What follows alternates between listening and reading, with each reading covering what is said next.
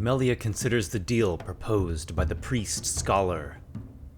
She accepts his bargain, though in her heart she knows she does not mean what she says. Grant me the healing, and the hand shall be yours. Kaiamon sees through her bluff, and senses that the alchemist is far too obsessed with the hand of Kebroseth to let anyone else claim it. Hold still. Kaiamon places a hand on Eumelia's wound, lifts his holy symbol of the divine voice, and chants a short phrase. The spell, however, is a far lesser variety of healing. Eumelia feels a slight tingle, and but a momentary pleasant sensation. It passes as quickly as it comes. It still hurts quite a bit. Well, give it a few moments. Come, let us take the approach through the bestiary. The party moves back through the dungeon.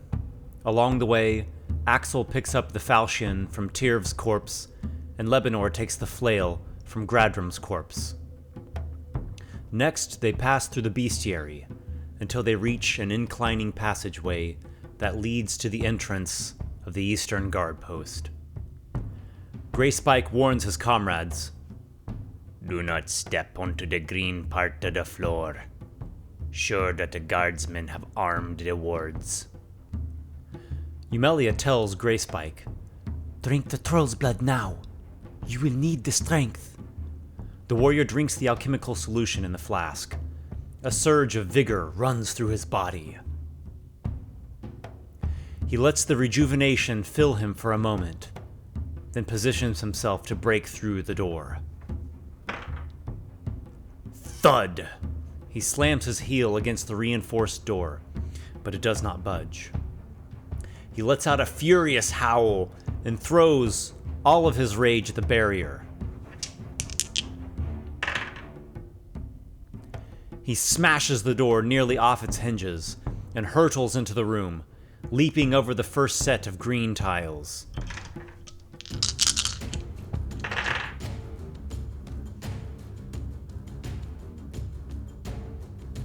From beyond an archer slot, a crossbow bolt comes streaking towards Greyspike.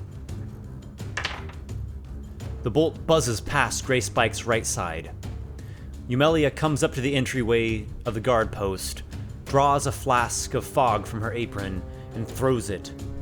The flask smashes against the door of the guard's room, filling the air with opaque, white, and gray vapors. Greyspike walks to the edge of the fog, preparing to lunge at any foe who approaches. Kaiamon runs up the slope and attempts to leap over the green tiles. His jump is awkward and does not carry him nearly as far as he had hoped. When his feet hit the floor, he feels the surface give way. The instant the pit swings open, Kaiamon calls upon a higher power to guide him to safety. He barely catches himself and struggles onto the safe floor ahead, on his belly. The trapdoor then reseals behind him. The sounds of the two guardsmen arguing amongst each other comes through the fog. The first man comes charging through the swirling mists with his falchion raised high. Before his stroke falls, Greyspike attacks. The fog conceals the opponent too much, and the Kashari's blows do not land. The guardsman's sword slashes only empty air. Eumelia shouts to Axel and Lebanor, "It is time you show me your gratitude for saving your life! Fight! Stand alongside Greyspike!" Axel hesitates and wears an expression of apprehension. Lebanor only goes into a coughing fit. The second guardsman emerges partway from the fog. He fumbles with his weapon at the sight of the muscled and iron-clawed Kashari. Greyspike stares down his opponents with an icy rage. His fists lash out.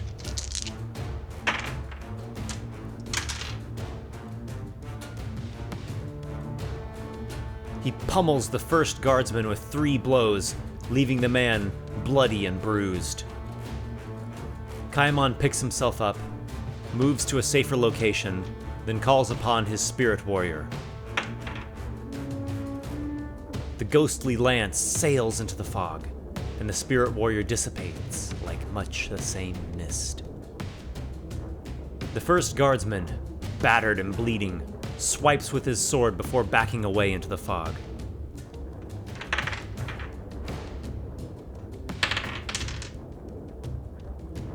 The guard's blade clatters against Grey Spike's gauntlet-like fist. In the same motion, Grey Spike grabs hold of the man's arm and rips it off at the elbow. The man shrieks in agony and falls to the floor. Eumelia calls to the 2 previous prisoners whom she freed. "You owe me your service! Axel! Lebanor! Do not hold back as cravens! Press ahead and fight for your freedom!" She rallies the men to aid the fight, though only to a limited degree of morale. Axel and Lebanor share a glance and prepare to head up the slope. The second guardsman is sweating, though his ally is lying on the floor in a puddle of blood. His eyes are locked onto the dark scholar, who just conjured a spectral warrior from the beyond.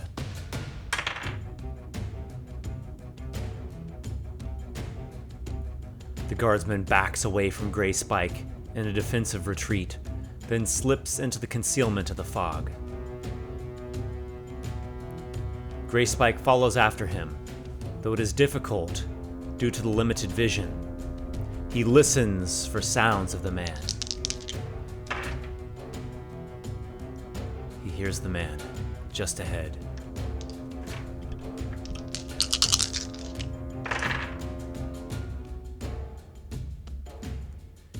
He feels one of his metal claws scrape against mail, but nothing more.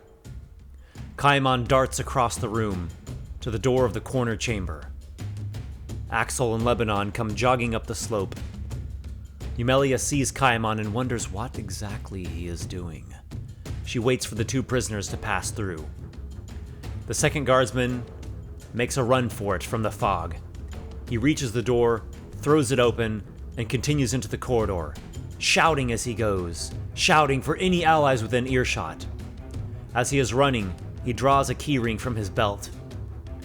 Grey Spike hears the man running and leaps out of the fog to pursue.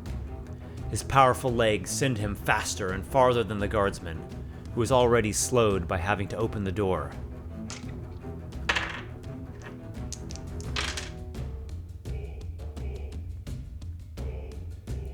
He drives his spiked fists like morning stars into the man's mail and leather. Kaiamon commands the door in front of him to open. The door does not budge.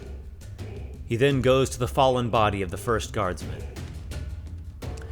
Axel goes vaulting over the first set of green tiles, followed by Lebanor. Eumelia directs them to go and aid Grey Spike. Her wounded hip still pains her, and she wonders how much good Kaiamon's healing spell did. She decides it best not to risk the leap after seeing the pit trap lying in wait. The guardsman continues his flight. Grey Spike's fist swipes and misses. The guardsman reaches the door, jams the key in with such haste that he does not even remove it after unlocking. He flings the door open and goes fleeing up the stairs that wrap around the acid pit chamber. Grey Spike begins to chase after the guardsman, but Eumelia shouts, "Stop! Grey Spike! Shut the door and lock it!"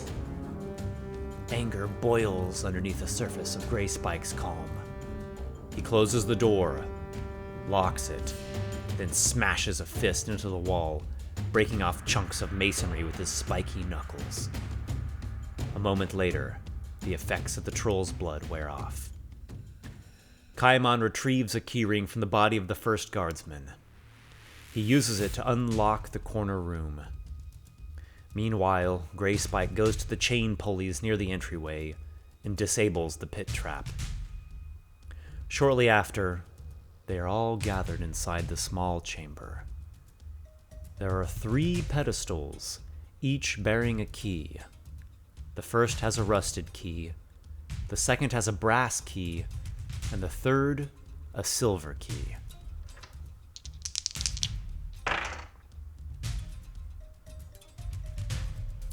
Kaiamon says, "These 2 pedestals are warded with traps, but the rusted key is safe to pick up."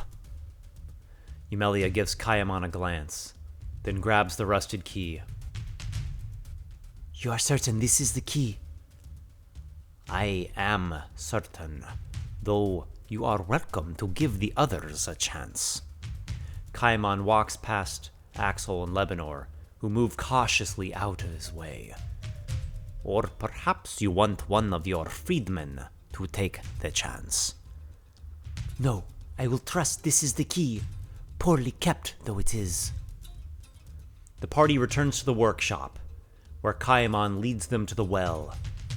He says, "The hand is kept down there, under the water, in a sealed glass vessel." The secret vault is within the well. Why do you suppose the key is so rusted?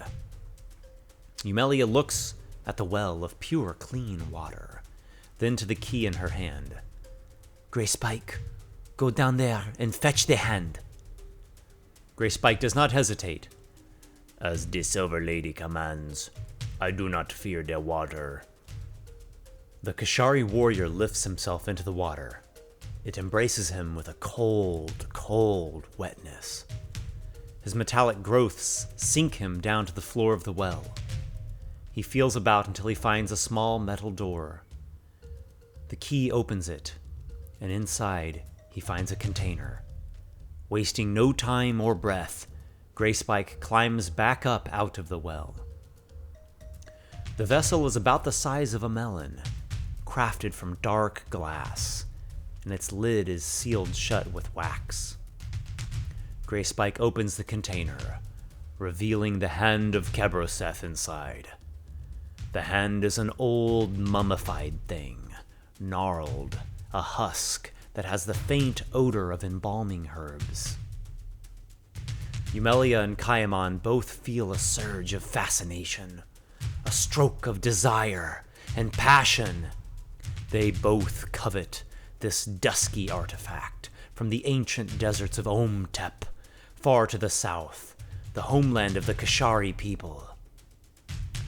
Kaiamon can hardly break his gaze away from his patron's lost hand. "Truly a wonder. Well, Eumelia, you assured me it would be mine once we found it." Eumelia says, That I did, but your secret of healing did little to cure my wound. Unless you can produce something more helpful, the hand belongs to me. "I know better than that, alchemist. You have me at a disadvantage. Once I spend my blessing on you, you will still keep the hand for your own. As such, we never had a deal to begin with." So be it. Grey Spike, give me the hand. At that moment, Kaiamon feels the presence of his patron.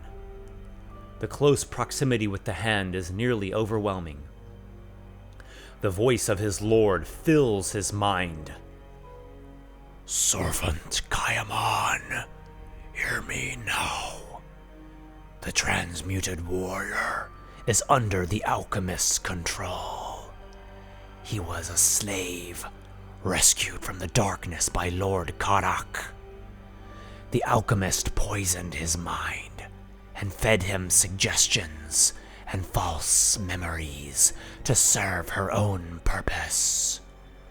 Speak the name his mother gave him at birth, Akulan, and he shall be free from her tendrils."